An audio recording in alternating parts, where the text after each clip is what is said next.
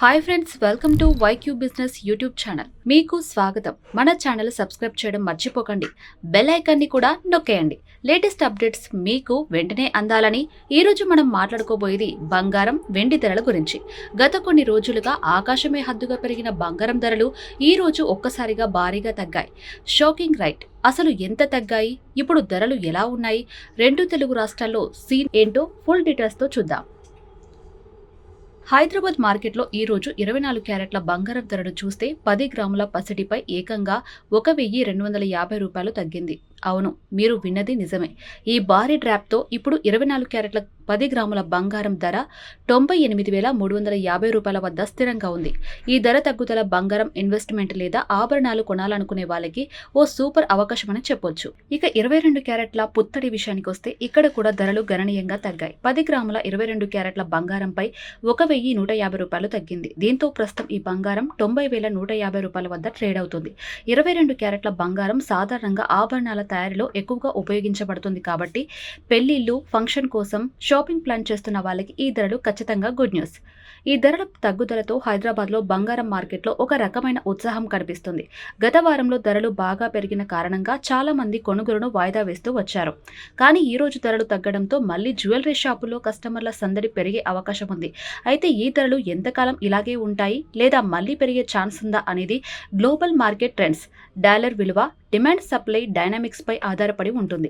మీరు బంగారం కొనాలని ప్లాన్ చేస్తుంటే ఈ ధరల తగ్గుదలను సద్వినియోగం చేసుకోవచ్చు. కానీ ఒక చిన్న సలహా, కొనుగోలు చేసే ముందు స్థానిక జ్యువెలరీ షాపులో ధరలను మరోసారి చెక్ చేసుకోండి. ఎందుకంటే కొన్ని షాపుల్లో మేకింగ్ ఛార్జెస్, ట్యాక్స్లు ధరలను కొంచెం మార్చవచ్చు. అలాగే బంగారం హాల్ మార్క్ సర్టిఫికేషన్ ఉందని కూడా నిర్ధారించుకోండి. ఇది మీ కొనుగోలు నాణ్యతకు. అసలు ఈ బంగారం ధరల తగ్గుదల వెనుక కారణాలు ఏంటి? గ్లోబల్ మార్కెట్లో బంగారం ధరలు ఇటీవల కొంత అస్థిరంగా, అంటే ఒక్కోసారి పెరిగి ఒక్కోసారి తగ్గుతూ కనిపిస్తూ ఉన్నాయి. దీనికి ప్రధాన కారణాలు ఏంటంటే అంతర్జాతీయ స్థాయిలో బంగారం డిమాండ్ మరియు సప్లైలో వచ్చే మార్పులు. ఉదాహరణకు కొన్ని దేశాల్లో బంగారం కొనుగోలు తగ్గితే లేదా సప్లై ఎక్కువైతే ధరలు సహజంగానే కొంత తగ్గుతాయి. అలాగే అమెరికన్ డాలర్ విలువ కూడా బంగారం ధరలపై భారీగా ప్రభావం చూపుతుంది. డాలర్ విలువ పెరిగినప్పుడు బంగారం ధరలు తగ్గే అవకాశం ఎక్కువ, ఎందుకంటే బంగారం ధరలు సాధారణంగా డాలర్తో వ్యతిరేక దిశలో కదులుతాయి. ఇంకొక ముఖ్యమైన ఫ్యాక్టర్ ఏంటంటే గ్లోబల్ ఆర్థిక పరిస్థితులు. ఉదాహరణకు ఇంట్రెస్ట్ రేట్లలో మార్పులు, ఇన్ఫ్లేషన్, జియోపొలిటికల్ టెన్షన్స్ వంటివి బంగారం ధరను డైరెక్ట్ గా ఇన్ఫ్లుయెన్స్ చేస్తాయి. ఈ రోజు ధరలు తగ్గడానికి ఒక కారణం గ్లోబల్ మార్కెట్లో డిమాండ్లో తాత్కాలిక తగ్గుదల కావచ్చు లేదా డాలర్ విలువలో స్వల్ప పెరుగుదల కావచ్చు. కానీ ఈ తగ్గుదల ఎంతకాలం కొనసాగుతుంది అనేది ఖచ్చితంగా చెప్పడం కష్టం. మార్కెట్ ట్రెండ్స్ చాలా వేగంగా మారిపోతూ ఉంటాయి కాబట్టి ధరలు మళ్లీ పెరిగే ఛాన్స్ ఉందా లేక ఇంకా తగ్గుతాయి అనేది రాబోయే రోజుల్లోని ఆర్థిక సూచికలపై ఆధారపడి ఉంటుంది.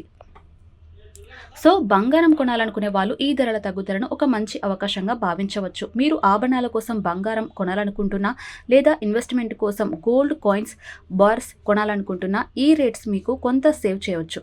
కానీ ఒక చిన్న టిప్, మార్కెట్ని క్లోజ్గా గమనించడం చాలా ముఖ్యం. రోజువారీ ధరలు, గ్లోబల్ న్యూస్, ఫైనాన్షియల్ అప్డేట్స్ని ఫాలో అవ్వండి. ఇది మీకు సరైన సమయంలో కొనుగోలు చేయడానికి హెల్ప్ చేస్తుంది. అలాగే బంగారం కొనేటప్పుడు hallmark certification, making charges, ట్యాక్స్ల వంటి విషయాలను కూడా చెక్ చేసుకోండి. ఇవి ఫైనల్ కాస్ట్ని ఇన్ఫ్లుయెన్స్ చేస్తాయి. ప్రస్తుతం సెన్సెక్స్ 546 పాయింట్లు డౌన్ అయ్యి 79,794 వద్ద కొనసాగుతుంది.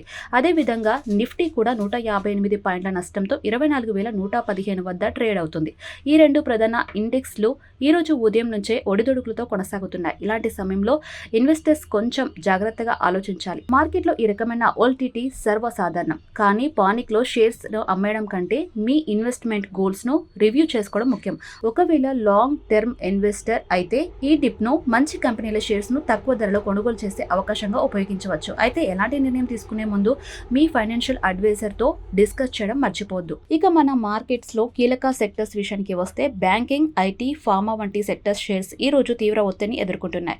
బ్యాంకింగ్ సెక్టర్లో ఎస్బీఐ, హెచ్డిఎఫ్సి బ్యాంకు వంటి దిగ్గజ కంపెనీల షేర్స్ గణనీయంగా పడిపోయాయి.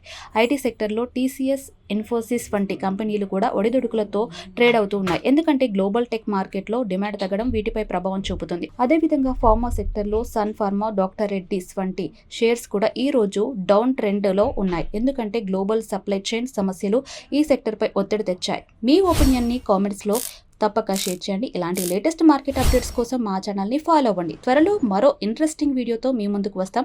అప్పటి వరకు stay tuned, stay golden, by.